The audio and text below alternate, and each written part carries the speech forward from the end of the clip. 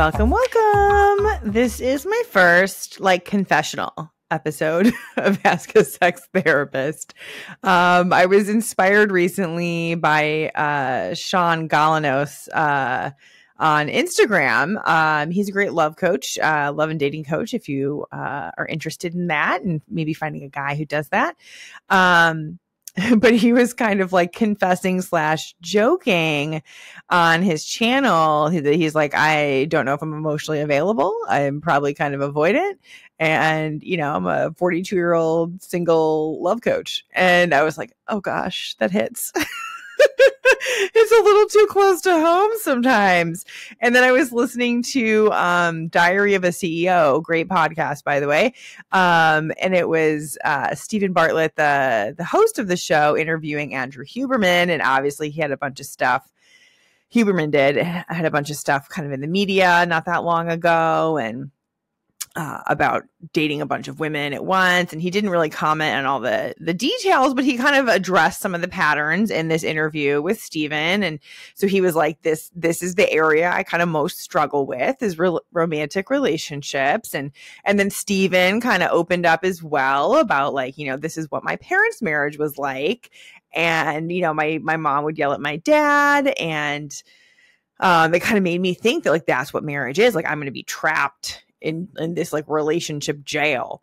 And so that also kind of hit a little bit close to home. And I figured, you know what? I'm just going to open up with you guys a little bit more. It's not comfortable. It's not easy, but I think it'll be good for me to share. I'm not forcing myself. And, I'm always asking my clients to have uncomfortable conversations. So I feel like it's only fair. And I also feel like it's part of the pathway to intimacy of every kind, really. Yeah. Whether you're sharing vulnerably with a family member, with your friends, with the person you're dating or married to. So, here we go. So I am a 43-year-old, soon to be 44-year-old single sex therapist. I don't think there's anything wrong with being single, and I'm not somebody who ever thought I would get married young. I don't think that was something that I was looking for. I think because of my parents' marriage, they're divorced.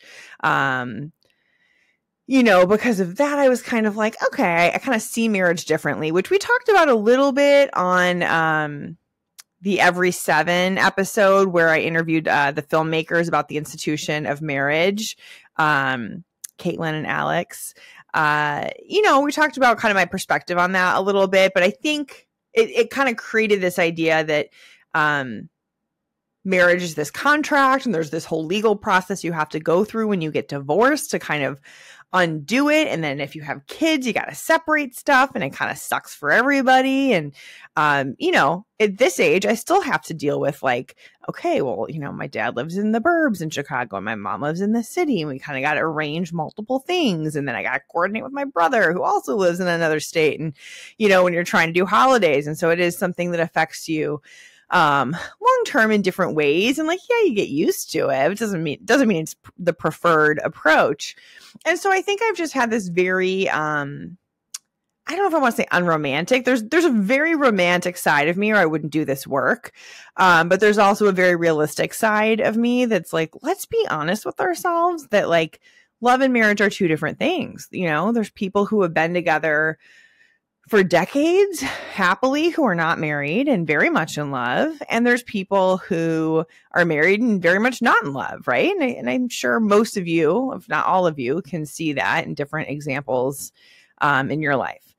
So anyways, this is to say, I went through most of my 20s for sure, feeling oh my God, I just want a boyfriend. Oh my God, I just want a boyfriend. Right. And really thinking I had this neediness and sort of craving this relationship.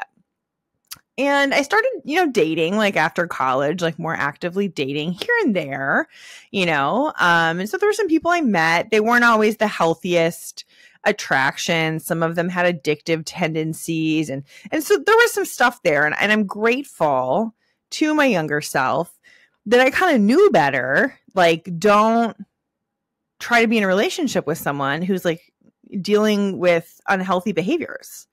Right. But the attraction was still there. So it's like, okay, I'll like date you a little bit, but we're not going to be like an item. And, or I'll have a crush on you, but like, I kind of know better than to like try and like be in a relationship with you.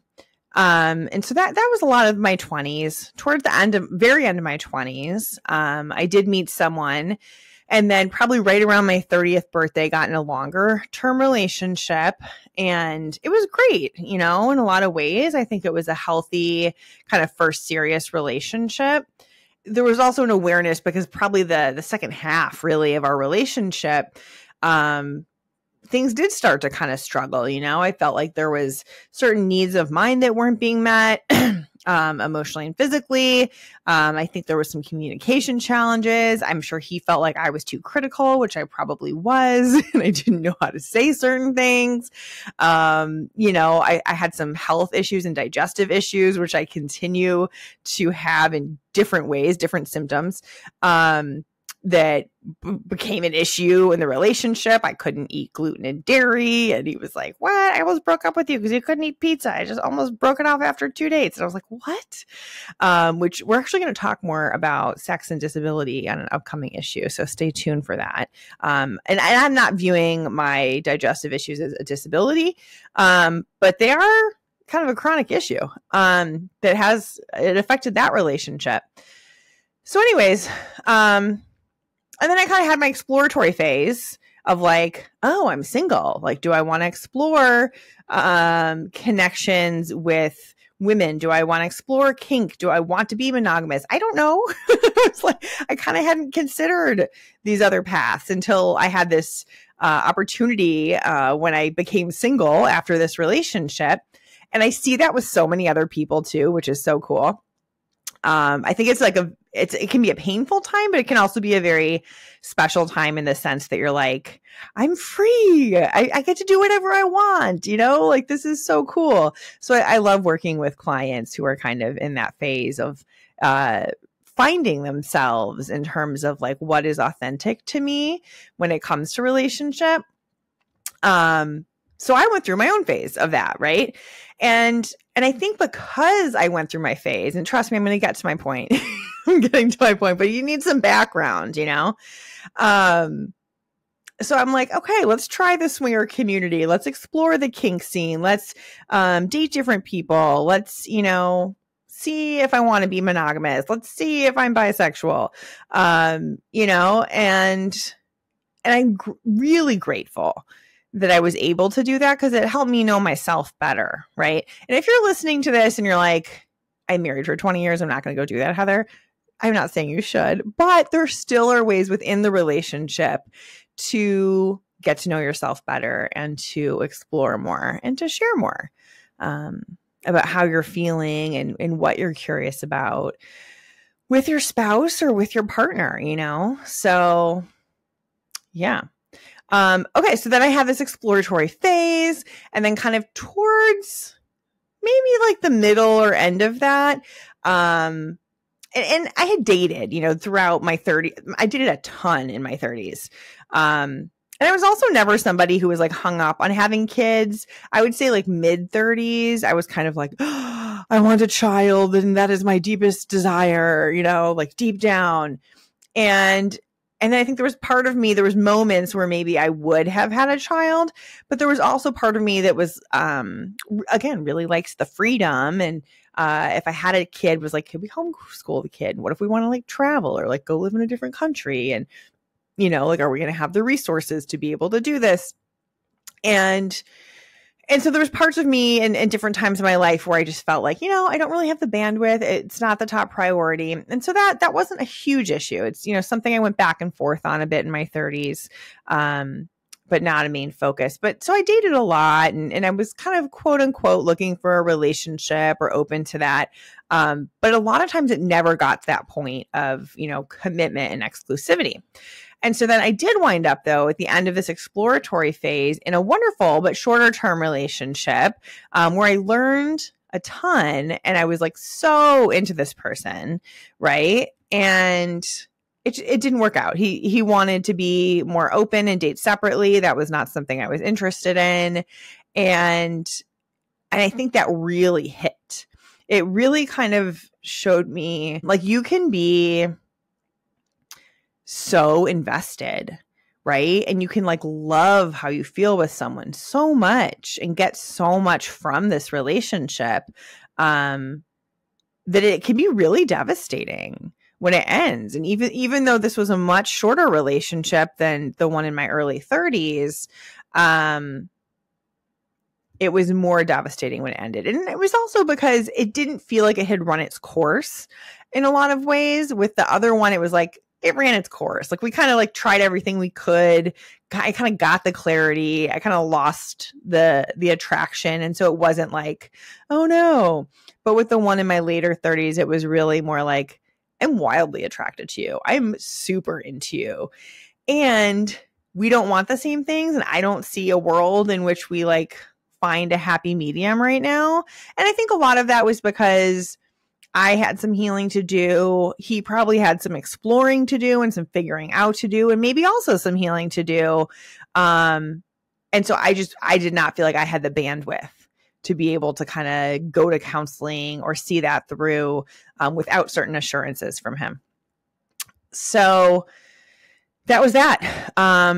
And so then it kind of brings me to my early 40s, and then there's the pandemic, and then I moved to Puerto Rico, and now I'm in Florida and have these different focuses. And, you know, somewhat more recently, I was talking to my psychic, Candida. I'm totally going to link to her in the show notes. She's amazing if you're looking for a psychic.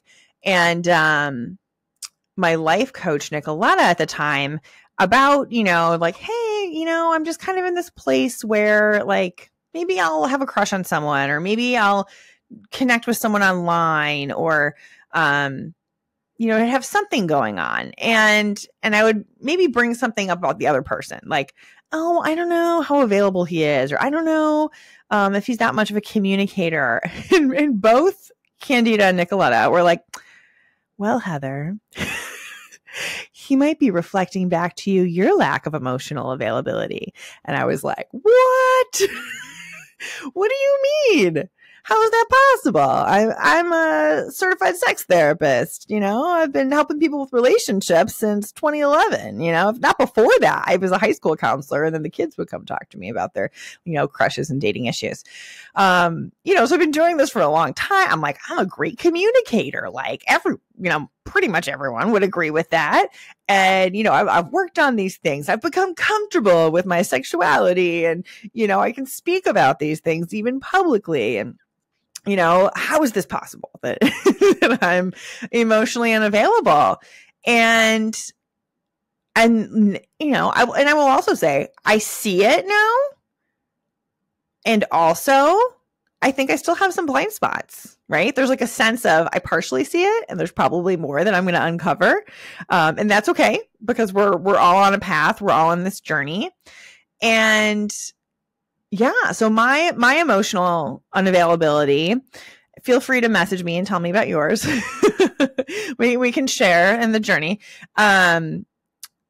But mine kind of looks like, similar to what Stephen Bartlett said, where the example I saw of my parents, and this is funny too, because my parents, probably in my 30s, were like, you know, did we traumatize you with our divorce? And I was like, no, your divorce was fine. It's the marriage that was traumatizing.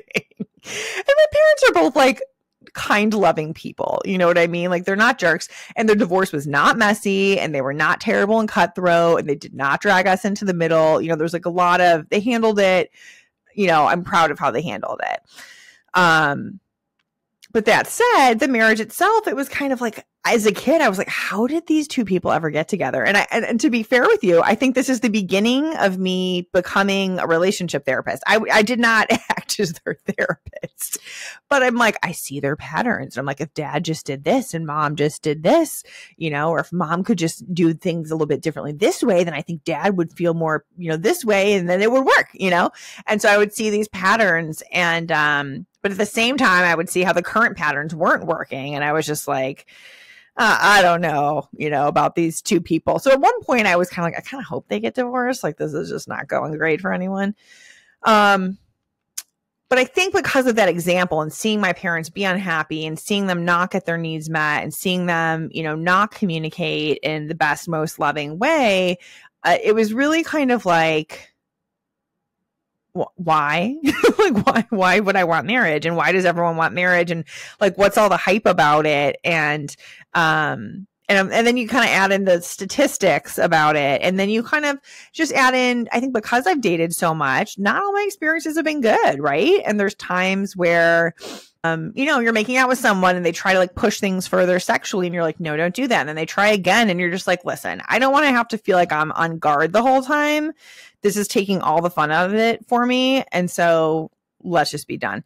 And I think that's kind of what happened, where I developed a very low tolerance for bullshit. And I think that's very healthy in a lot of ways. And it's something that, like, when my clients just like set these clear boundaries, I'm just like, yes, good for you.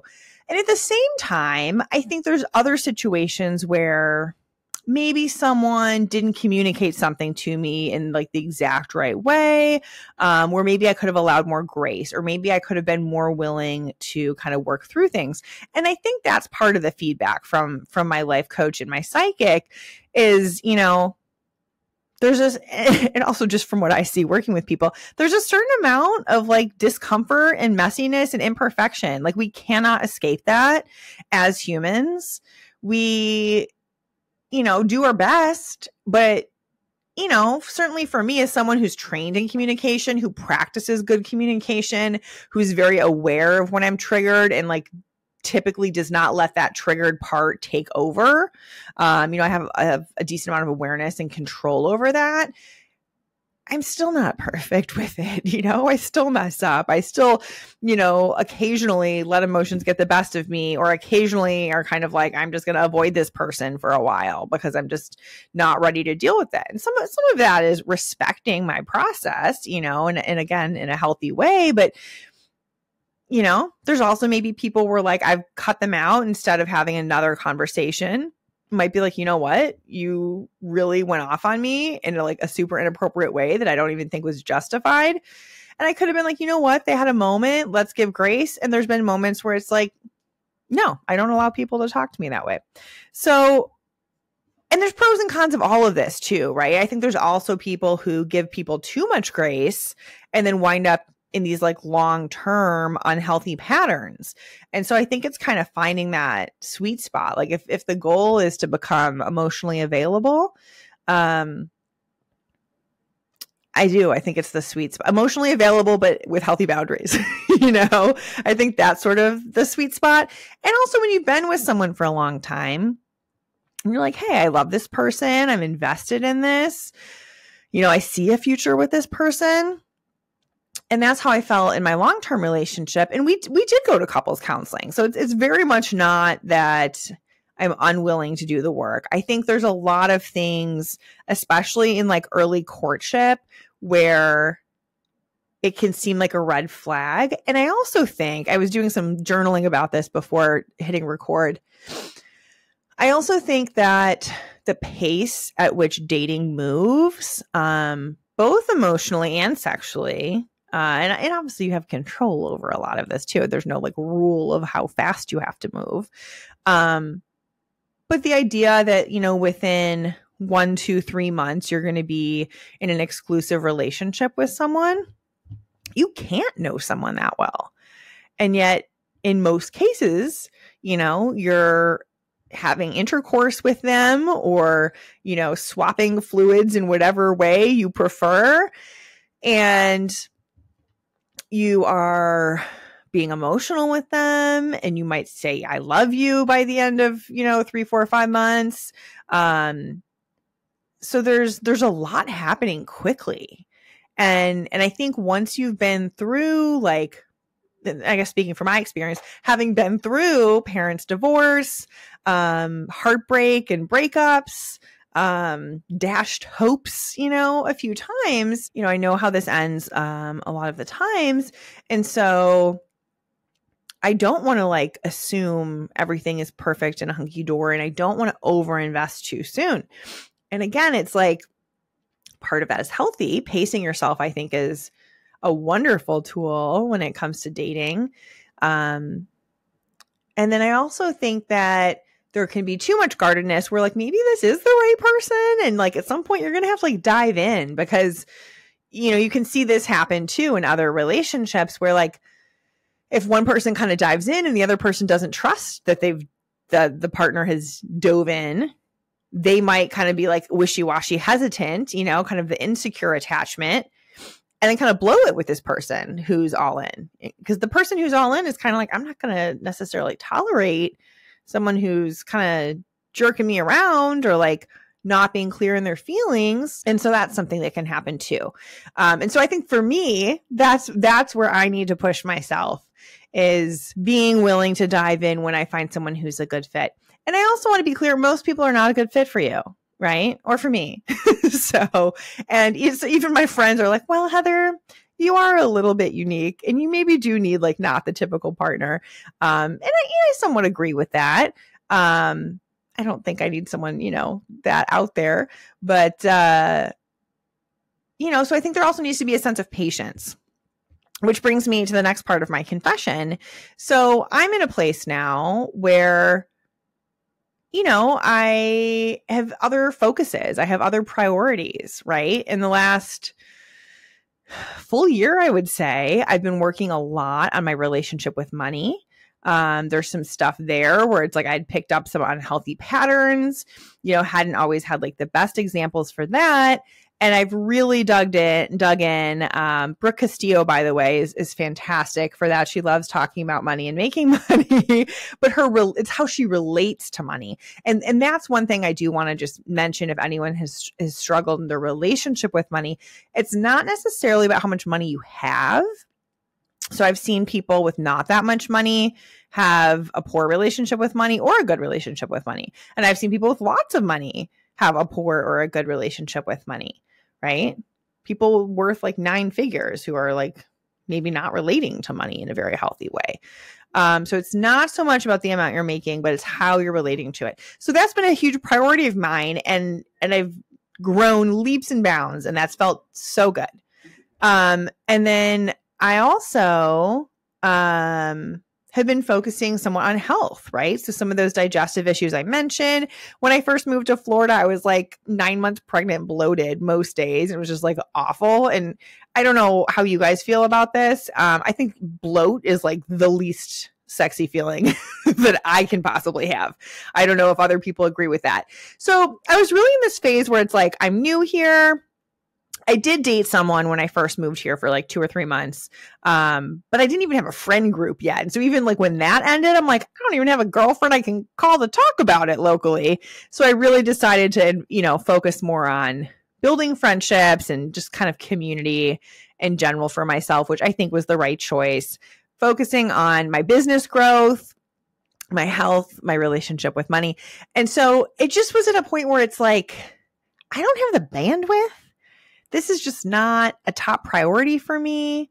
And I had also gotten to a place, especially as like a highly sensitive person, an empathic person, and a person who's also like been there, done that a little bit with exploring sexuality, where I was just kind of like, I'm just not super interested in like casual kind of meaningless sex just for the sake of sex right now. It's just not where I'm at. And there's completely no judgment about it because, you know, I had more of an exploratory phase, as I mentioned, and I think it was so helpful in a lot of ways. And I think it allowed me to overcome some important things around like shame and stigma with sexuality that I needed to overcome to be able to do this work, you know?